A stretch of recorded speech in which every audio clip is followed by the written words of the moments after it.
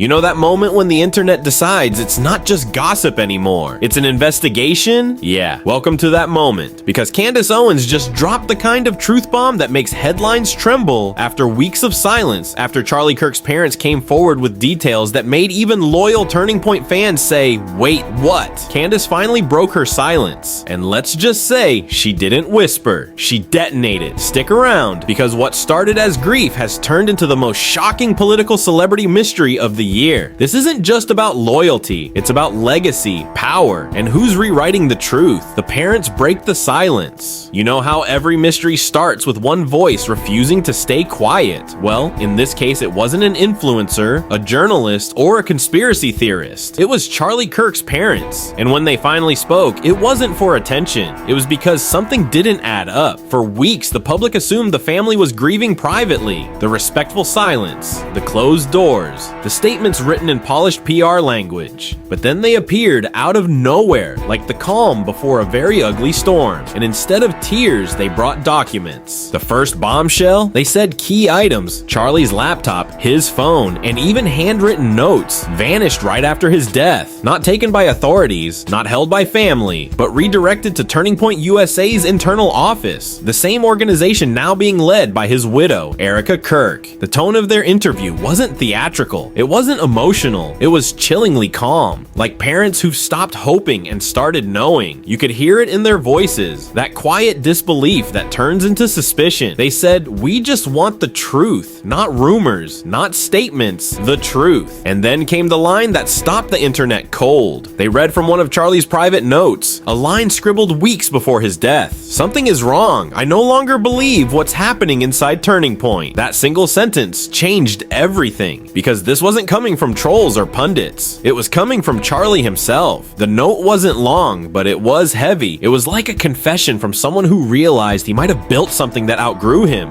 or turned on him. Within hours, social media turned into a digital crime board. Threads, TikToks, YouTube breakdowns, everyone analyzing Charlie's handwriting like it was the Zodiac case. One viral post read, "He didn't just lose control of the movement, he tried to warn us." The theory mill exploded. But here's where it gets even darker. Charlie's parents also said they tried to reach Erica multiple times. No response. Not from her, not from her team. They were blocked from internal communications. Blocked. Imagine that. The parents of the founder, shut out of his own legacy. They weren't making wild accusations. They were making inquiries. But in today's world, that's all it takes for the internet to turn you into whistleblowers. By the end of the day, #Kirk Files and #Truth for Charlie were trending. Supporters called it bravery. Critics called it exploitation. But everyone agreed on one thing. Something about this didn't smell right. And maybe that's the most haunting part, because when the people closest to the truth start speaking in careful coded sentences, you know, there's a bigger story they're not allowed to tell. So when Charlie's parents said, "We won't stop asking questions," the internet didn't just listen, it picked up a magnifying glass. But if you thought the parents' interview cracked the case open, wait until you hear what Candace Owens said next. Because she didn't just ask questions, she came swinging with answers nobody wanted to hear. Candace Owens went live, no filters, no legal team hovering in the background, and she said what everyone else was too scared to say. That memorial looked more like a rebrand. She accused Erica Kirk of turning a tragedy into a campaign launch, and she didn't stop there. She called out the Turning Point USA board, questioning why the grieving widow became CEO before the memorial flowers even wilted. And when Candace speaks, the internet listens. But this time, it didn't just listen, it erupted. Hashtags and havoc. When Charlie's parents spoke out, the internet did what it does best. It lost its collective mind. Within hours, hashtags like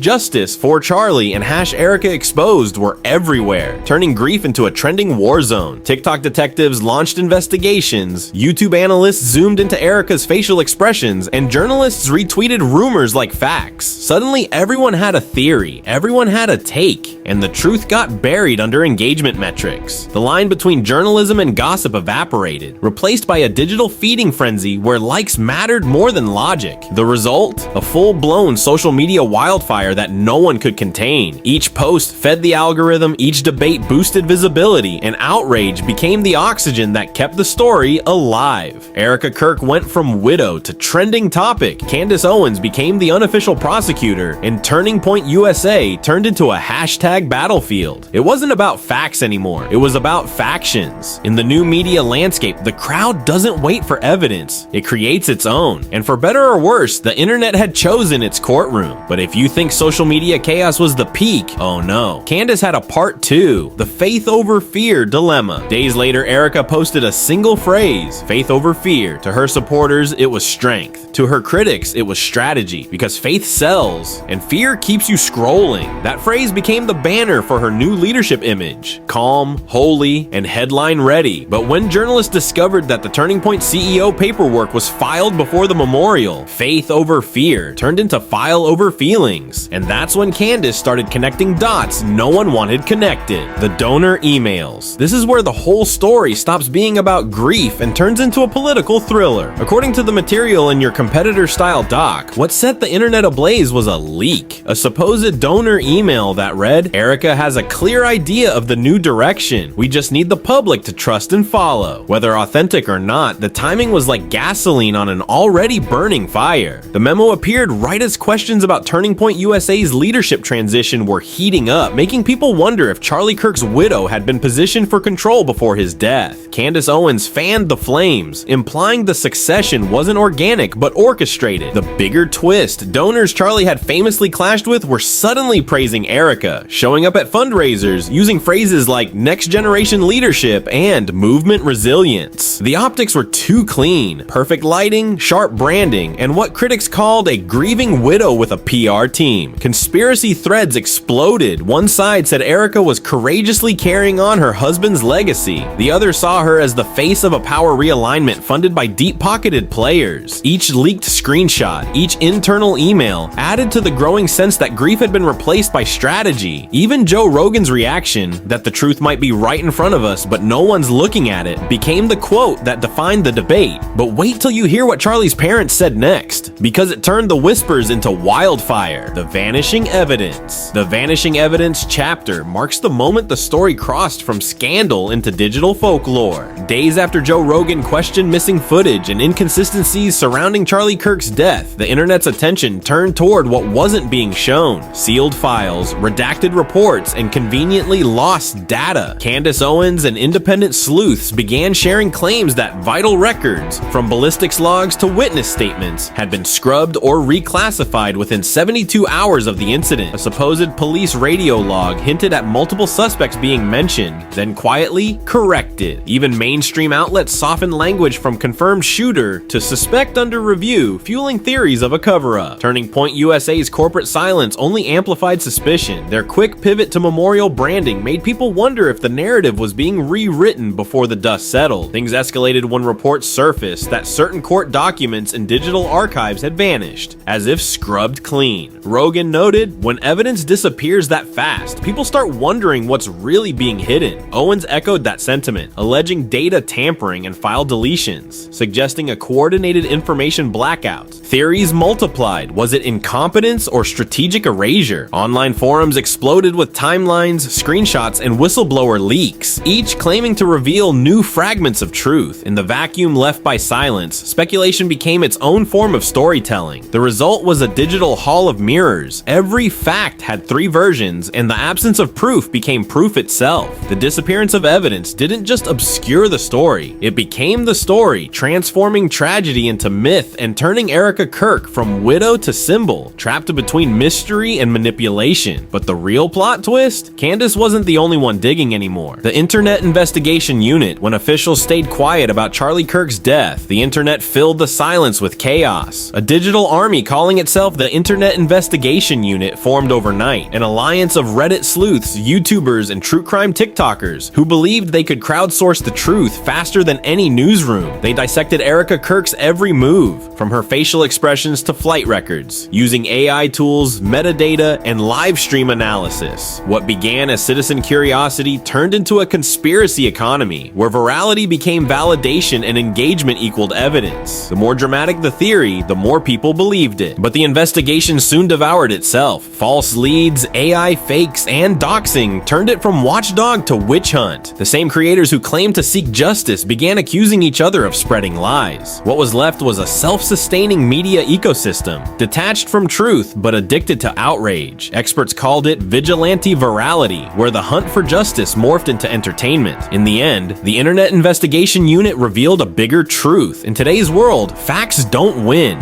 feelings do. And when trust in institutions collapses, the algorithm becomes the judge, jury, and storyteller. And just when the chaos peaked, the numbers dropped that made jaws hit the floor. The money trail. When the tears dried and the headlines cooled, the real story lurking beneath the Charlie and Erica Kirk saga wasn't about grief, it was about money. In the days after Charlie's death, Turning Point USA launched the Legacy Fund to continue his mission, and the donations came pouring in. But the internet quickly spotted something odd. The website for the fund had been created before his death was even announced. Reddit sleuths dubbed it choreographed mourning, and soon, leaked documents suggested the person in charge of those millions wasn't the board. It was Erica Kirk herself. The deeper people looked, the messier it got. Donors split into two camps, the old guard demanding transparency and the new elite crowning Erica as the modern face of the movement. The numbers didn't match between official reports and watchdog sites. Even worse, nearly $500,000 in consulting fees mysteriously vanished into a private company tied to Erica's media ventures. Then came her faith over fear campaign. Part ministry, part marketing, and very possibly part money machine. Lavish $10,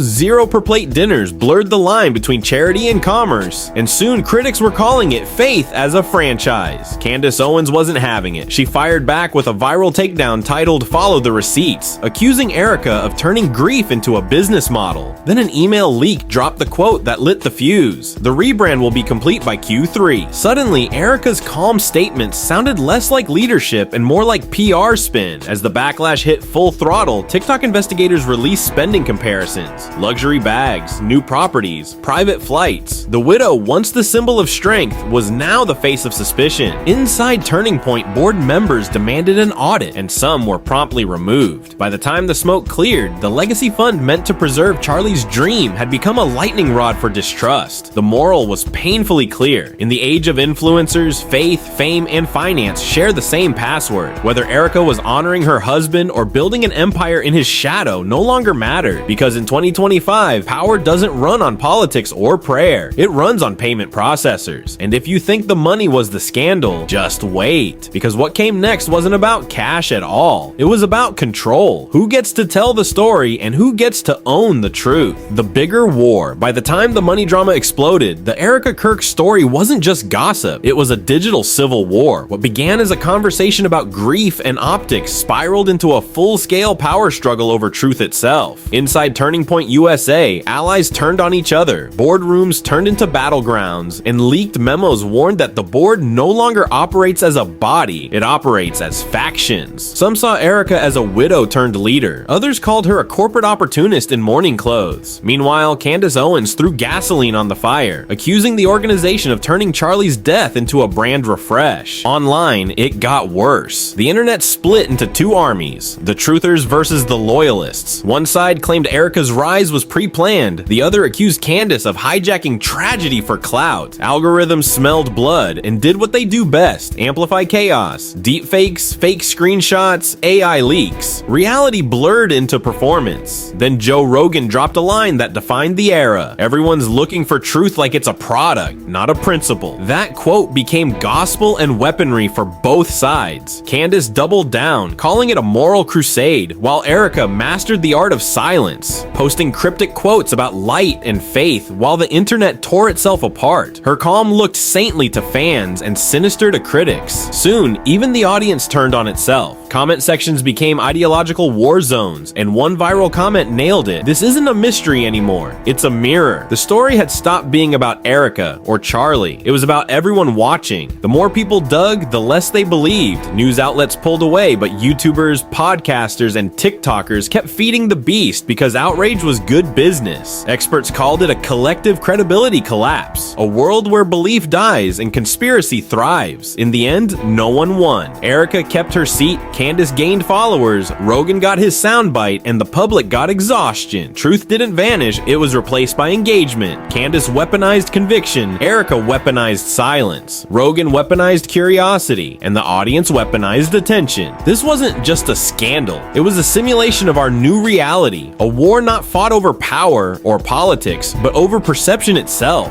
Because in this era, truth doesn't die, it gets monetized. But just when it seemed the chaos couldn't go any further, one final revelation shattered what everyone thought they knew, proving that the biggest secret wasn't what Erica hid, but what everyone else ignored. The turning point. After months of chaos, leaks, and conspiracy wars, the Charlie and Erica Kirk saga finally hit its breaking point, not with an explosion, but with silence. The outrage machine had burned itself out, and for the first time, people began asking if the truth had ever really been missing, or if we'd just been too distracted to see it. Erica's quiet reappearance, a simple church live stream where she said, "When you spend too long defending your story, you stop living it," shifted the tone completely. It wasn't a PR move or a speech. It was raw, human, and unspinnable. For once, sincerity broke the algorithm. Meanwhile, Candace Owens tried to reignite the fire with her so-called final file, promising proof and closure, but instead of uniting her fans, it fractured them. The audience she built on outrage now demanded truth she couldn't deliver. And just as another major leak dropped, no one cared. Trust had evaporated. The internet had seen too many fakes, too many breaking updates that broke nothing. The real turning point wasn't a revelation, it was the death of certainty itself. Even Joe Rogan summed it up perfectly. We've turned reality into entertainment, and entertainment into evidence. By the time Erica quietly stepped down as CEO, the world had already moved on. Candace chasing the next scandal, Rogan chasing the next guest, and the internet chasing whatever came next. In the end, it wasn't deception that killed the truth. It was exhaustion. Because when everything becomes content, even reality has to fight for relevance. The turning point wasn't about who was right or wrong. It was about what we became. A world where meaning dissolves into memes, and sincerity stands no chance against spectacle. So here's the question. Was Candace exposing corruption, or just crafting her own headline? Are Charlie's parents truth seekers, or pawns in another PR war? And is Erica the victim of online obsession, or the architect of a perfectly timed rebrand? Whatever your theory, one thing's clear. This story isn't ending anytime soon, and when the next twist drops, you'll hear it here first. Hit subscribe, drop your thoughts below, and remember, in the age of viral grief, the truth doesn't trend, it explodes.